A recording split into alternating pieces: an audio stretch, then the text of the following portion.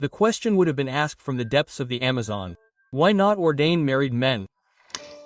In the midst of what has become a public debate, Cardinal Sarah's book, co-written, signed, and proofread, "We don't really know what to say anymore," comes out.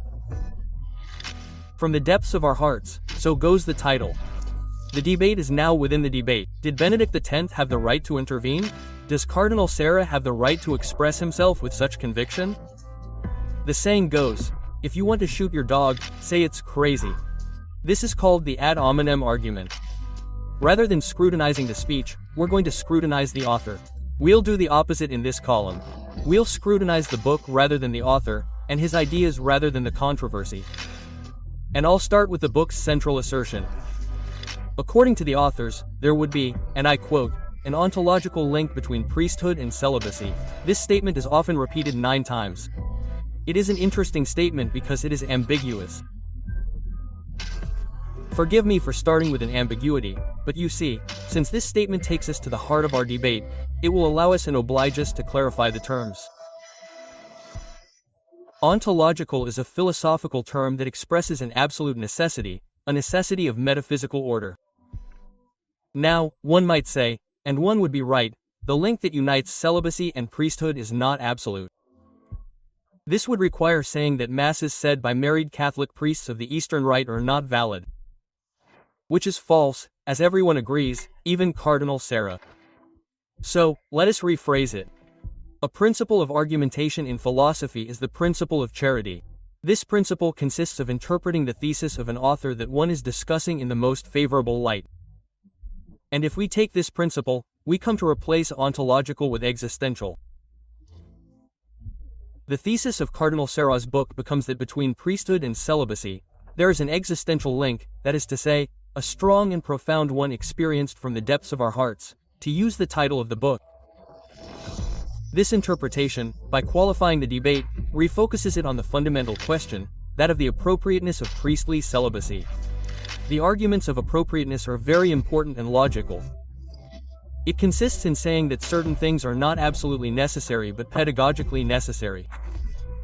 For example, it was not absolutely necessary for God the Son to become incarnate to save us. He could have done it differently. But from an existential point of view, it was necessary for Jesus to become incarnate. That was what was best suited, what was most pedagogical. And it is in the same way for the authors that celibacy is the most pedagogical, the most profound way of living the priesthood. The argument of convenience is a very strong argument in theology.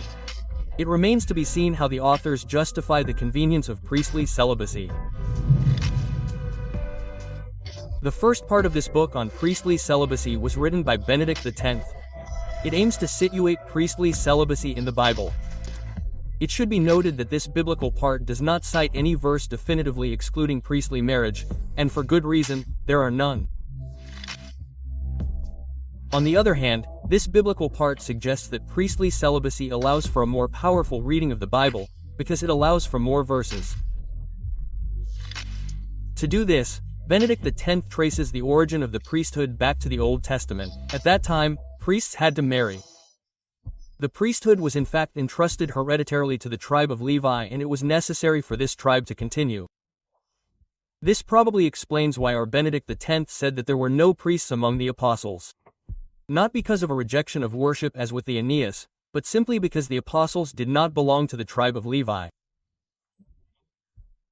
But if we read the Gospels carefully, we see that through the purification of the temple, through the holy scene, through the so-called priestly prayer, Jesus is preparing a new form of worship, an eternal form of worship, as the letter to the Hebrews says.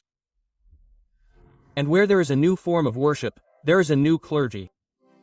And it seems that a Christian clergy is beginning to appear in the Acts of the Apostles. Technically speaking, this clergy is presented not as a priesthood, but as a pastoral responsibility. The words priest, bishop, and deacon already appear without us really knowing what is behind them. But there you have it, a clerical hierarchy is suggested. And at the time this New Testament was written, the liturgy of the Church at the end of the 1st century was going to explain this hierarchy in the priestly sense. the Christian clergy became responsible for offering the Eucharistic sacrifice, and the tripartite division of bishop, priest, and deacon was modeled on the tripartite division of the Jewish clergy, high priest, priests, and Levites. But then, we might ask ourselves where the discontinuity lies. Between the Jewish clergy and the Christian clergy, well, it will be in the notion of consecration. A priest must be consecrated if he himself wants to be able to consecrate offerings. That makes sense. And in the Old Testament, the consecration of priests was based on belonging to the tribe of Levi. But from then on, it will be the call of Jesus, what we call the vocation, that will found the consecration. Because there are some whom Jesus calls to leave everything. Luke chapter 5, and he even calls some not to marry. Matthew chapter 191. Of course, the link between calling and priesthood is not made explicit in the Bible, and the call to leave everything to follow Jesus is broader than the call to the priesthood, but still the two go very well together. As proof, the priests of the Old Testament were already required to abstain from sexual relations during their time of service. 1 Samuel chapter 21. This abstinence is taken up by the new Christian clergy, but in a much more radical and existential way that we can speak of a rupture, and this is priestly celibacy. We have discussed the first part of the book on priestly celibacy. This part, written by Benedict X, interprets priestly celibacy biblically. Please note that this is an interpretation and not proof.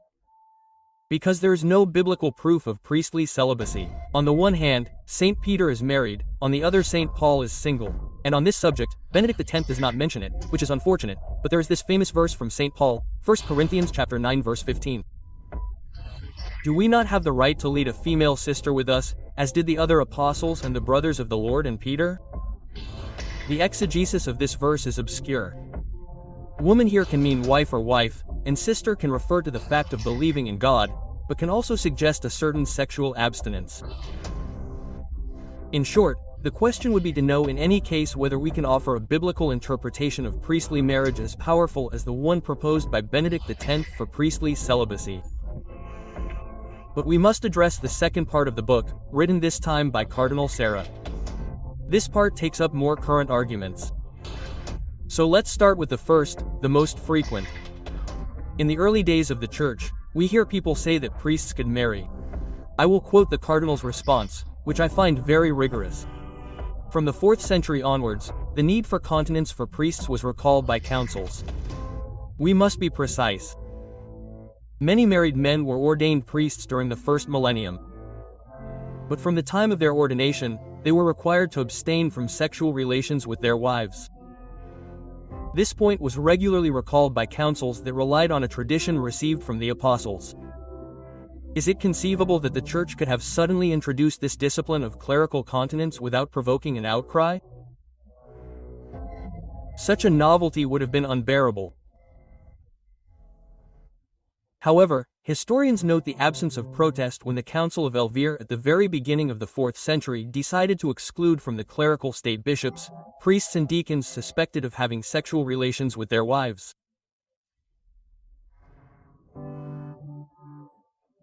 The fact that such a demanding decision did not arouse opposition proves that the law of continence was not new. The Church had barely emerged from the period of persecution. One of its first concerns was to recall a rule that had perhaps suffered a few twists in the turmoil of the era of martyrdom but which was already well established. End of quote. And here, the Cardinal has a point. Justifying the marriage of priests by referring to the tradition of the first centuries is a mistake. You can justify it if you want, but not like that. Let us address a new argument in favor of the marriage of priests. There are married priests among Eastern Christians, the Maronite Catholics for example, and their sacraments are nevertheless valid. Everyone agrees on this, even Cardinal Sarah, I repeat. But I can't help but find his response piquant. It reminds me of his judo moves where you use your opponent's strength to knock him down. To put it another way, Cardinal Sarah turns the attack around. The real question is not why Catholic tradition refuses to evolve, but rather how did Eastern traditions manage to justify the marriage of priests? Listen to him instead. One could argue that the Christian East has always known this situation and that it does not pose a problem. This is false. The Christian East admitted late that married men who became priests could have sexual relations with their wives. This discipline was introduced at the Council of Trullo in 691. The novelty appeared following an error in the transcription of the canons of the council held in Carthage in 390. The great innovation of this 7th century council was not the disappearance of priestly continence, but its limitation to the periods preceding liturgical celebrations. End of quote. It would therefore not be up to the Latin tradition to justify itself on the point of priestly celibacy but to the Eastern traditions to do so. From an intellectual point of view, the answer consists in asking who bears the burden of proof. An unexpected and piquant answer. And I would like to hear the response of the Eastern clergy. I will take this opportunity to open a parenthesis. These sentences from Cardinal Sarah attempt to prove that priestly celibacy is essential. Essential not for the Bible suggests it but does not impose it, but essential for the Roman Rite, and I emphasize the word Roman here.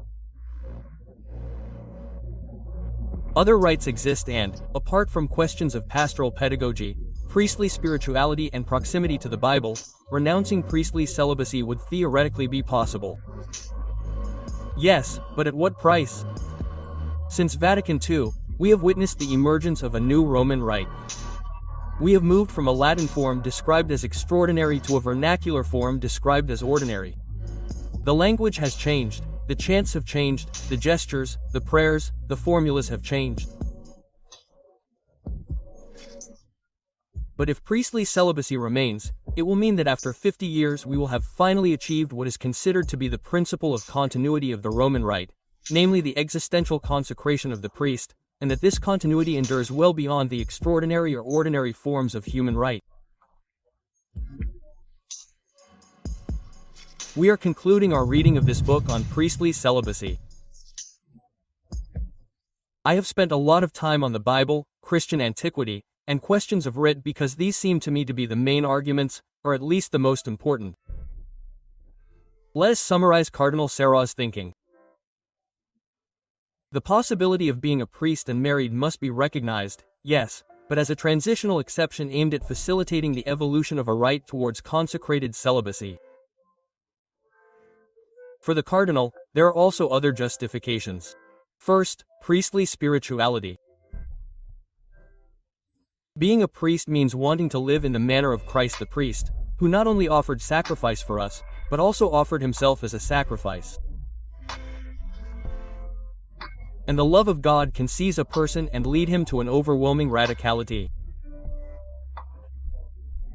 And his celibacy then becomes a testimony, a bulwark against a double temptation, that of seeking wisdom without the folly of the cross and that of reducing the church to a human enterprise.